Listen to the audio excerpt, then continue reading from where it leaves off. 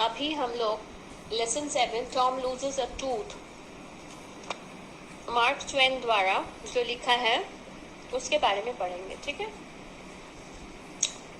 तो ये जो टॉम सर की कहानी है वो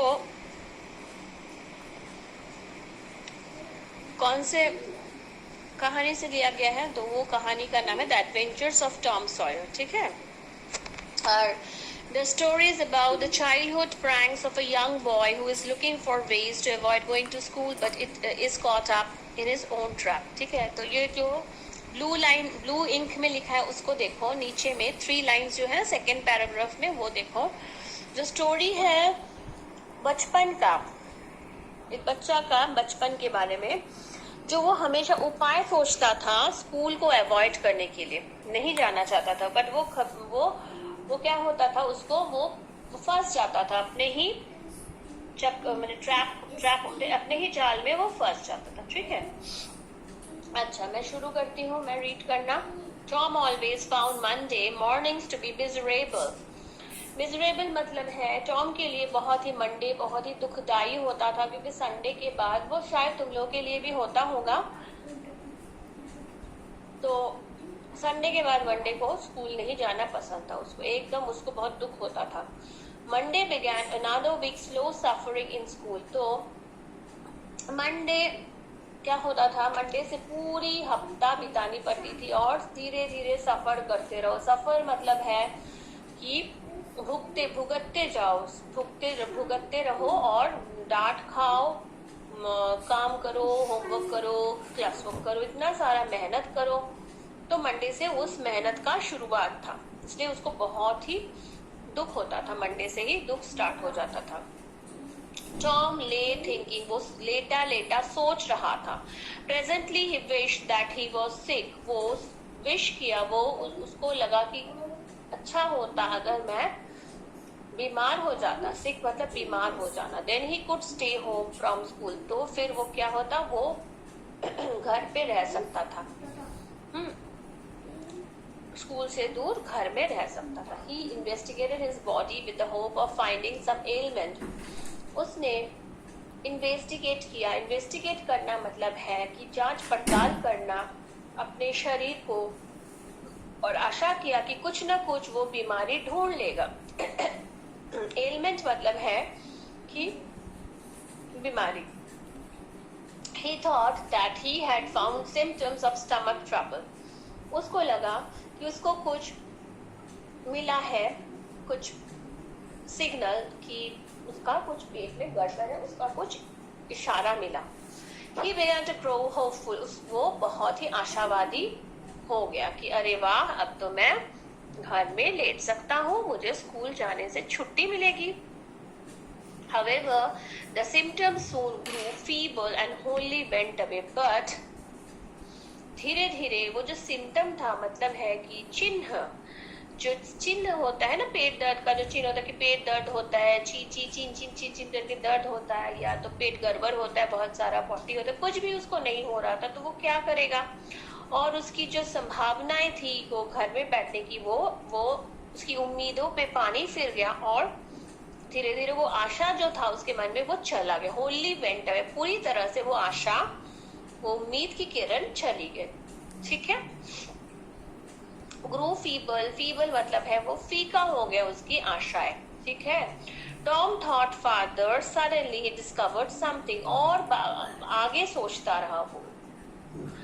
थॉट मतलब सोचना, फर्दर मतलब है आगे। सडनली ही डिस्कवर्ड समथिंग, अचानक उसने एक चीज आविष्कार किया, खोजा। क्या खोज निकाला? One of his upper front teeth was loose, एक ऊपर का जो दांत था वो लूज था, वो ढीला था। ही फेल्ट लकी, वो बहुत ही, उसको लगा कि मैं बहुत ही अभी लकी हूँ, मुझे छुट्टी मिल जाएगी जाने से। कहाँ जाने से? स्कूल जाने से। He was about to groan when it occurred to him that if Aunt Polly was to know, she would surely pull it out and that would hurt. तो वो चिल्लाने जा रहा था, कतराने जा रहा था बट अचानक उसके दिमाग में ख्याल आया, occurred to him, मतलब दिमाग में ख्याल आया कि आंट पॉली को अगर पता चलेगा, was to know मतलब अगर पता चलेगा, पता चलना, नो मतलब पता होना, she would surely pull it out, वो जरूर ही उसको खींच निकालेगी, surely, pull मतलब खींचना, बाहर निकालेगी, out मतलब बाहर, that would hurt, और उससे उसको दर्द होगा, hurt मतलब दर्द. Tom thought he would hold the teeth in reserve for the present. और वो टॉम ने क्या सोचा कि वो दांत को अभी रख देगा, जमा करके रखेगा. He remembered hearing from a doctor that a certain ailment could lay up a patient for 3 days and make him lose a finger. उसने याद किया एक बात, क्या रिमेम्बर किया कि डॉक्टर को बोलते हुए उसने सुना था, hearing from a doctor, here मतलब सुनना, that a certain element, that कि एक रोग ऐसा था, रोग होता है ऐसा कि जो कि पेशेंट को 3 दिन वो सुला देता है बिस्तर पे और उसका उंगली भी गायब हो जा सकता है, ऐसा एक रोग होता है, उसने कभी सुना था. तो उसने क्या किया टॉम ने कि eagerly drew his sore toe from under the sheet. Toe मतलब है, देखो उस वो पिक्चर दिया हुआ है, टो मतलब क्या है, द माने जो उंगली होती है पैर की उसको बोलते हैं टो. जिसमें थोड़ा सा दर्द था. फ्रॉम अंडर द शीट मतलब बिस्तर के चादर से उसने निकाला, मैंने चादर के अंदर से उसने निकाला टो को, and held it up for inspection, और उसने इंस्पेक्शन किया. इंस्पेक्शन मतलब भी इन्वेस्टिगेशन होता है, मतलब ही जांच पड़ताल करना. उसने ऊपर उठा के, देखो वो क्या कर रहा है, picture, look at the picture, और वो उसको अच्छे से देख रहा है. Okay. He did not know the necessary symptoms. उसको पता नहीं था कि क्या क्या होता है उस रोग में ताकि वो इंसान मर जाए, उसका उंगली गायब हो जाता है. However, it seemed like a good chance. उसको लगा कि ये बड़ा अच्छा मौका है कि मैं बोल सकता हूँ कि मेरे उंगली में दर्द है और मेरे को वो बीमारी है. ठीक है. Tom felt groaning. वो करहाने लगा, करहाने लगा, जोर से आह आह की आवाज करने लगा कि बहुत दर्द हो रहा है उसको. Sorry. But his brother Sid slept on. But उसका जो भाई था, उसका नाम था सिड, वो सोता रहा, वो नहीं उठा, आवाज के करने के बावजूद भी नहीं उठा.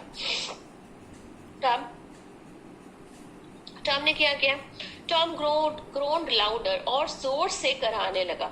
He fancied that he began to feel pain in the toe. उसने वो सोच रहा था मन में, वो इमेजिन कर रहा था कि उसके उंगली में दर्द हो रहा है, बट एक्चुअली हो नहीं रहा था. ठीक है.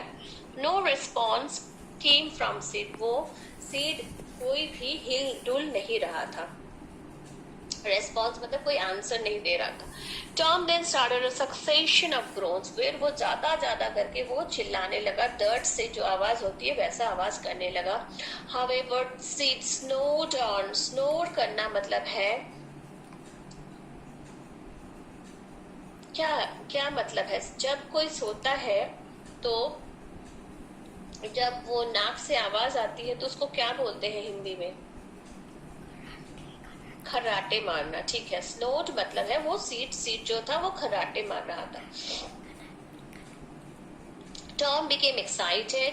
He said Sid and shook him. Tom को बहुत ज्यादा वो एक्साइटमेंट हो रही थी कि उसको ये काम करना ही है, उसको घर में बोलना ही है कि वो उसकी तबीयत खराब है, और वो तेजी से सीट को बुलाने लगा, धक्का मार के.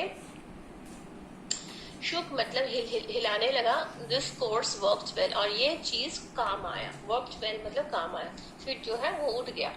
ठीक है.